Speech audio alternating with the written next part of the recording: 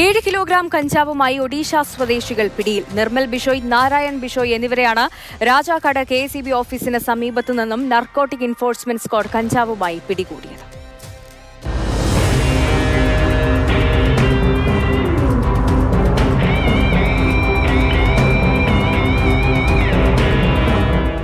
Narcotic enforcement സ്ക്വാഡിന്റെ പരിശോധനയ്ക്കിടയിലാണ് 7 kilo കഞ്ചാവുമായി പ്രതികൾ പിടിയിലാവുന്നത്.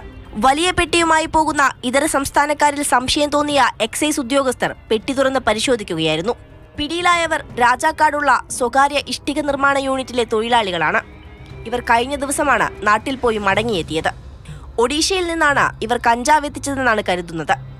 ഇവിടെ ചില്ലറ വിൽപ്പന നടത്താനായി 7 കിലോഗ്രാം കഞ്ചാവ് 6 പൊതികളിലാക്കിയാണ് സൂക്ഷിച്ചിരുന്നത്. മുൻപും ഇവർ ഒഡീഷയിൽ നിന്ന് കഞ്ചാവ് എത്തിച്ചിരുന്നതായി നാർക്കോട്ടിക് എൻഫോഴ്സ്മെന്റ് സ്ക്വാഡ് പറയുന്നു. ഒഡീഷ സംസ്ഥാനത്ത് നിന്ന് കഞ്ചാവ് കേരളത്തിലെത്തിച്ച് ചില്ലറ വിൽപ്പന നടത്തുന്ന സംഘങ്ങളാണ്.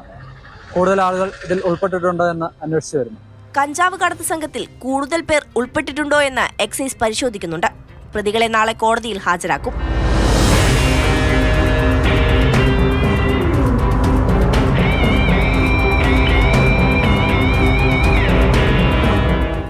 മാതൃഭൂമി ന്യൂസ്, ഇടുക്കി.